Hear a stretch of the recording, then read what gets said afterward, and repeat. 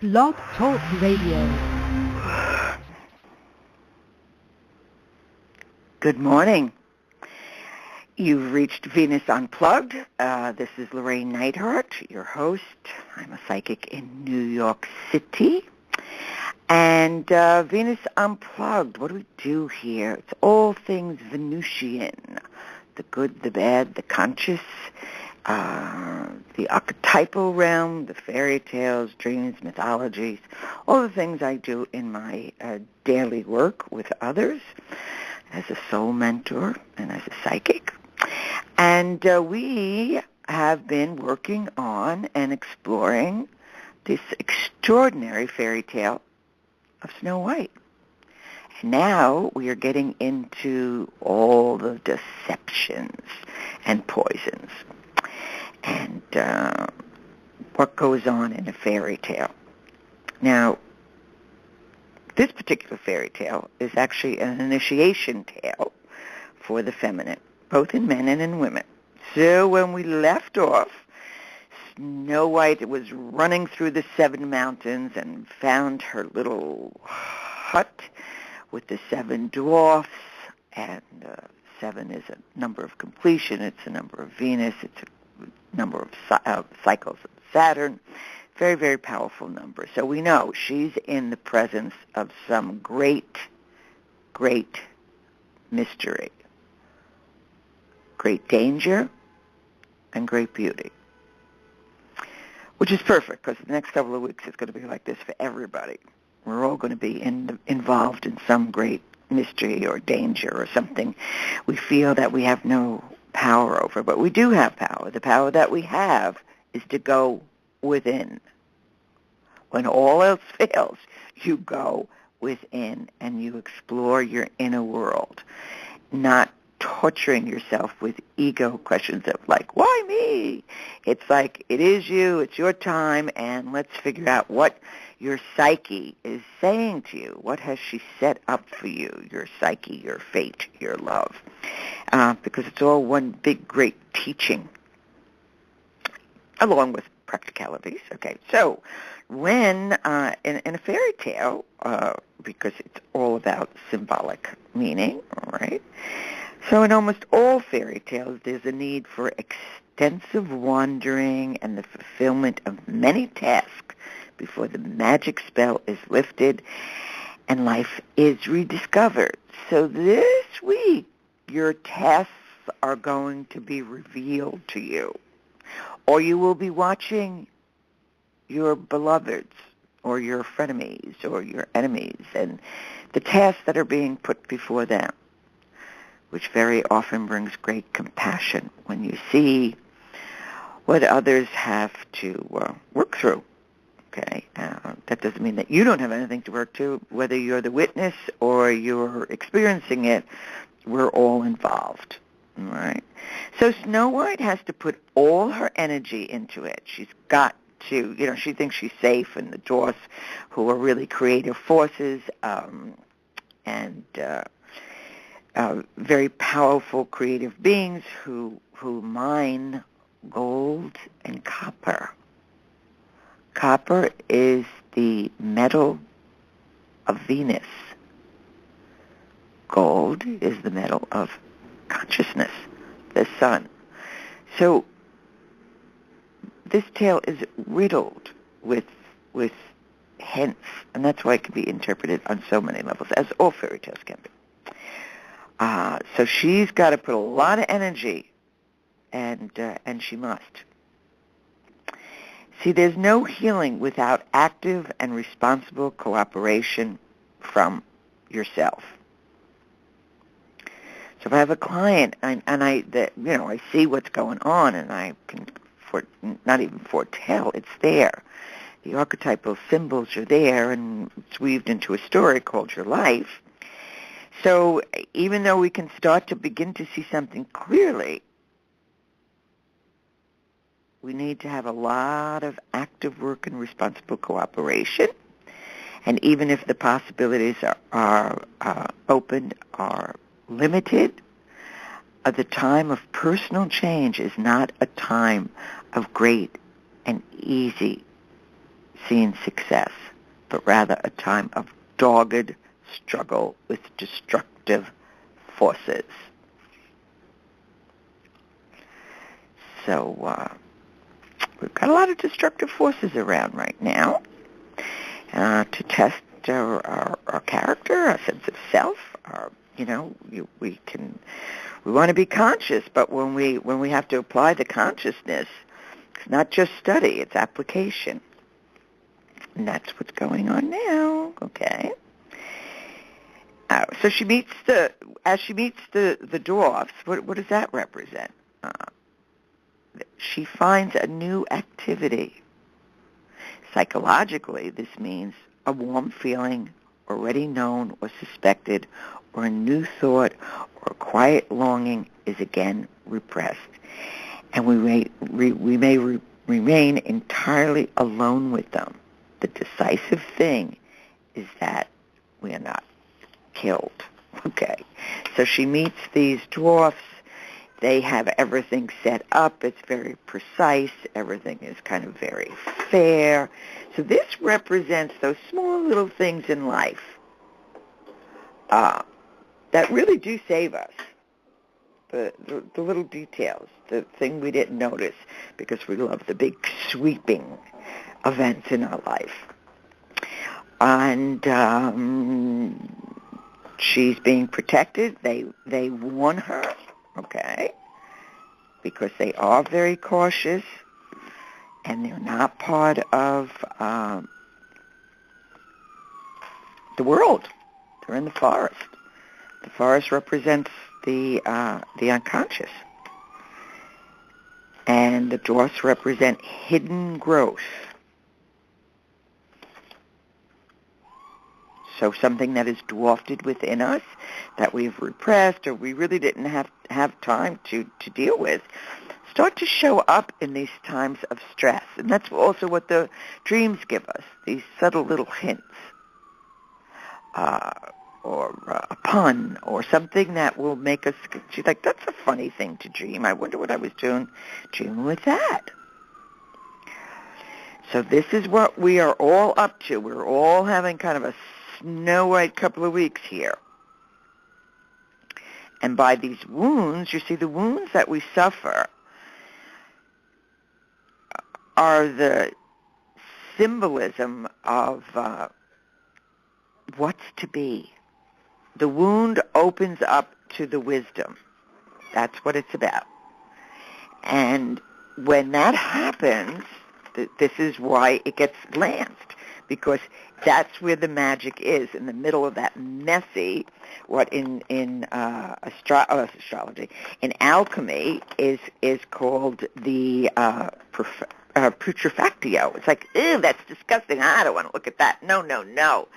I don't want to lance that wound. And so if we don't want to lance our own wounds, the wound will be lanced, and I might add rather rudely. So be kind to yourself and to others and to your wounds, because a lot's going to be happening. So what happens here? She's accepted by the dwarfs, but she's told, you got to work. You got to, you got to cook and clean. And so what does that mean, cooking and cleaning? That means the detail work, taking care of a house, and whether the house and the hearth. And the hearth is always interesting because the hearth is Hestia, the goddess of wisdom. Her only image is the flame. And she does not get involved in all the rhetoric of gods and goddesses and mystics and madmen. She stays pretty firm, and she warms the hearth, and that's where we're fed. So she gets to do all this hearth work. So very often when in our lives we have these seemingly impossible conditions under which development still takes place are nearly incredible, right? It's like, why did this happen? Why is this happening? And it seems incredible. It seems impossible. How could this possibly happen to me? But we need to endure them. And the wounds they have suffered, and the wounds that you have suffered, and the wounds that Snow White has suffered. And the interesting thing about Snow White, she's still strangely innocent. She doesn't really panic so much that she doesn't understand there's a contract out on her life.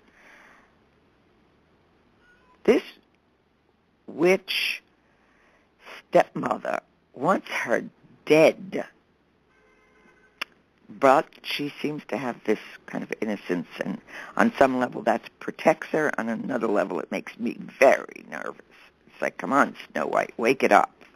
Step it up, man. Look what's really going on here. So and also within ourselves, what's with the dark, the dangerous innocence. It's like when someone gets revealed that may envy you or have envy yourself. It's good to know. It's not pleasant, but it's better to know than to get caught up in someone else's material. So Snow White has a few minutes of safety. She agrees to do the hearth work, but the dwarfs are aware that she's in great danger when they do everything to protect her. So, but in real life, there appears to have been, when we have to withdraw into the unconscious, okay, we need to be still. We need to listen to our dreams. But there's always something going on in the outer world. So in the language of images, the fairy tale points out both tendencies that meanwhile we have become solid resistance to the means for treatments of our own woundedness. It's always there. It's when we're ready to see. Or life sets up a situation. Fascinating thing is life never gives up. You cannot kill life. You can die, but that's death taking you. Life is always there to be lived. And that's an interesting thing to remember. It's like, wow, life really, really wants me to learn this one. Okay. So the dwarfs represent a new perspective. Now remember, the old and the new queens, the king, the hunter, the forest, the wild animals, the dwarf, Snow White, the casket, the prince, as well as the poison apples and all the rest of the murderous items here, are all imaginal representations of emotional facets in our process in one person. So we are all of these things. And that's how the teaching becomes clear to us. We begin to represent, oh, my goodness, I've got a murderous queen in me.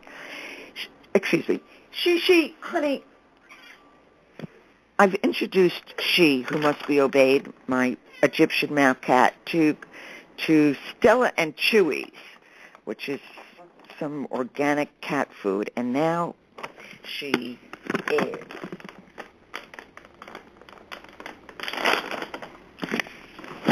tearing the hearth apart so she can have this. I think she's a Taurus. She loves good food. What can I say? So there we have it. Now, what's going to happen next? Now we realize, all of this stuff, it's not the other person. It's us. It's happening in our lives. And when we see this without judgment, because, symbolism has no judgment. Ego has judgment. And the ego has judgment because it doesn't want us to get to the symbolism. So don't get tricked. See this for what this is. It's like sit down and tell yourself the story. What's going on in your life? What's happening that fate is trying to get you to get conscious, to come out of your innocence, to integrate your shadow and light, and to understand, and eventually we know all about the getting the castle and the prince and all that stuff. The happily ever after means, in fairy tale language, means individuation. It means wholeness. It means maturity. And then we can have it all. It's not the prince that gets married or getting the castle. It's that we marry the prince, the royal marriage of alchemy. Hence, happy ever after. which means we're willing to do whatever we have to do to be whole. And there's always more to do. So this is what's happening to us now. So the secrets, so these dwarfs generally represent still unconscious natural forces beyond good and evil to which our ego must find a relationship. Okay? Do you hear that one? You picking up what I'm putting down here? Now, dwarfs generally represent still unconscious natural forces beyond good and evil to which our ego must find a relationship.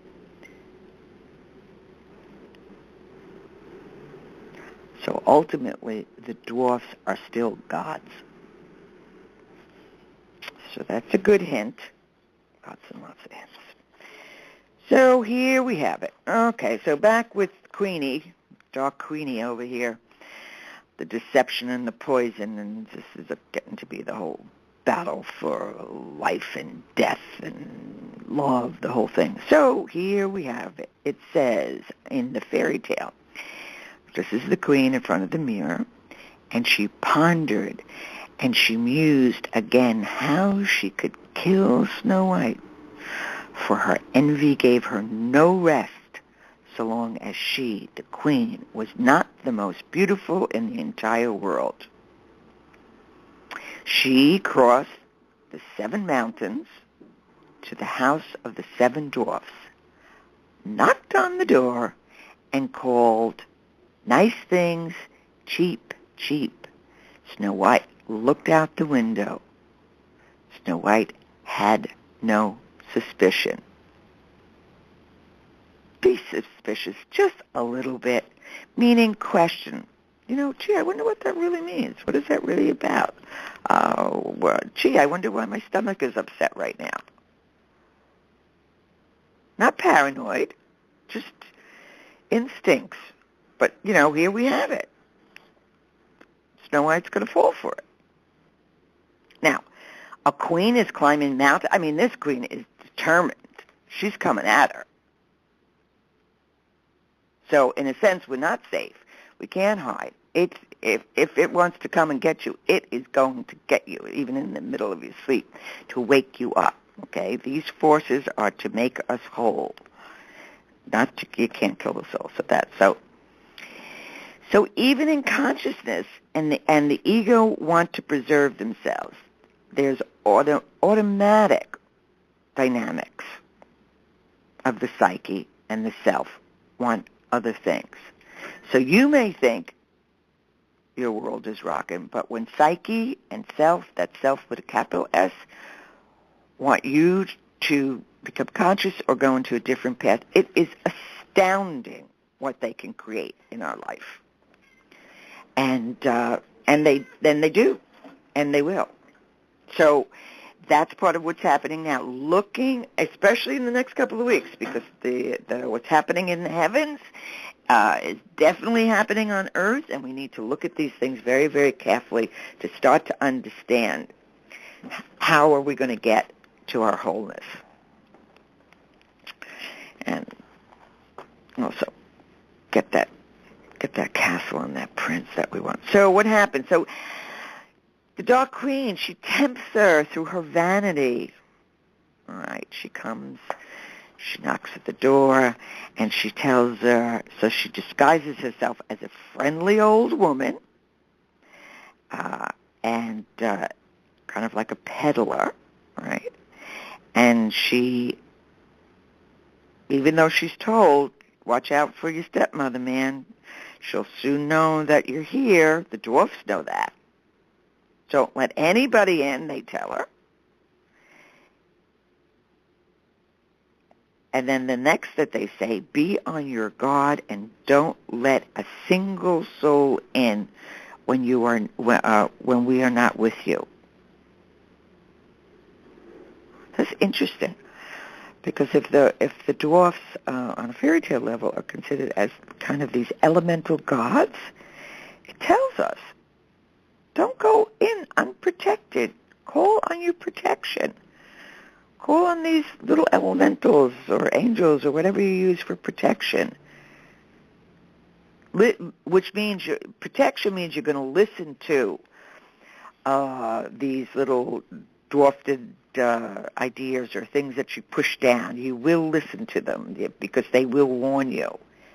And we don't get caught in the razzmatazz. And in this case, Snow White gets caught in her girlish, because on the other level, okay, the dwarfs, they're limited. Everything is perfect. Everything is the little plates and little foods and little beds and little, the little details. But what they don't understand about Snow White is she be a girl. So they don't know what her development is about.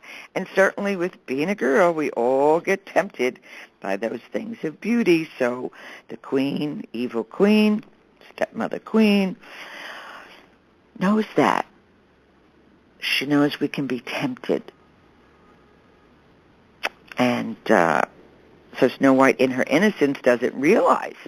Naturally, I mean, if you look at all the chronic blunders, it always starts with a form of innocence. Jeez, I didn't know. I didn't know what that meant.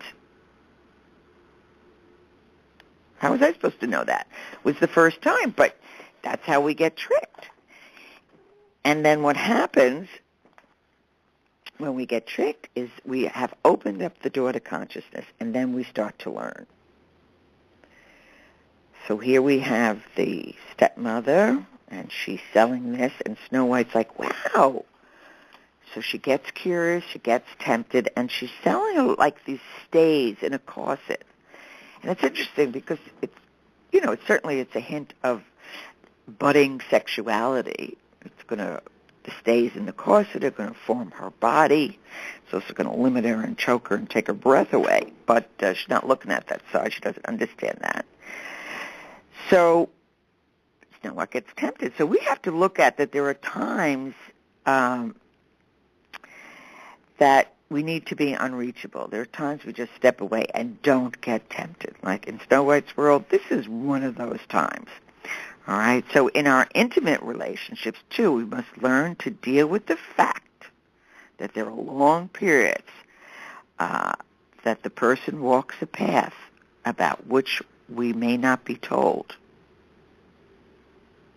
Now, we may have that with a beloved or a child or a friend. That person's got to walk that path. You do not belong there. Leave them alone, or tell them to leave you alone when you have to walk that path. A path one often does not understand and which one cannot take in a glance. Our questions or our doubt itself can be poison for ourselves and others.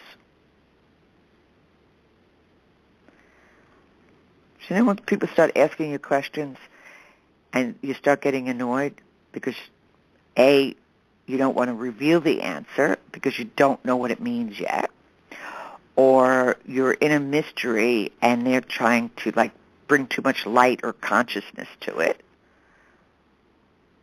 You're not sure what it's about, or you realize, like, why are they asking all these questions? I don't even know. But they keep on asking as if the answer could be understood, or in some ways it dispels the enchantment that we need to be under. It dispels the secret place that we need to be. So somebody needs to withdraw. Don't take it personally. They're on a journey. They'll be back. Where are they going? Or we want to know what they're thinking or what they're doing because it appeases our ego, but that can't be exposed. So this is also something that's happening this couple of weeks, too. People are needing to be not even secretive, alone within themselves. If they want to discuss it, fine. If not, let it be. Not the time for exposure. So the part of the message of this fairy tale is this slight, faint hope of becoming important, someone else, with the help of someone else's new feeling, the new creative impulse, and we've already poisoned it. So we need to be careful not to poison ourselves or to others by, once again, asking too many questions. All right, so Snow White here. So the old lady comes and she shows her these beautiful ribbons, and then she says, "Oh, I'll help you. I'll tie you up. Yeah, thank you very much." And she puts the little corset in the ribbons, and she pulls it tight and takes Snow White's breath away. What does that mean? Well, I mean, we know obviously what it means. But in fairy tale world, okay, the queen tempts her. The queen offers and appeals, right, to vanity, to the fantasies of fame, of honor, of surpassing beauty, to what is visible externally, and to what is exhibited. Now, Snow White doesn't know she has this in her. There's a part of her she's Snow White. She's still white. She doesn't understand that in all females is a part that wants to be seen, that wants to be beautiful, that wants to be powerful. Nothing wrong with any of them. But the queen wants the dark side of that. So at the same time, these instinctive wishes that make us dependent on our surroundings and they can rob us of our freedom and autonomy. If the only important thing is to show off and to prove that this or that to other people, ultimately with the intent of telling them how kind of wrong they are or how impossible they are, then we poison our original feelings just as the old queen attempted to poison Snow White. That is a sure way that we're going to wind up in a glass coffin in terms of our relationships. So as the queen pulls this corset tight, Snow White loses her breath. And what is breath? Spirit. So the queen sets up a situation to disconnect Snow White from her spirit, from her breath, from her life breath.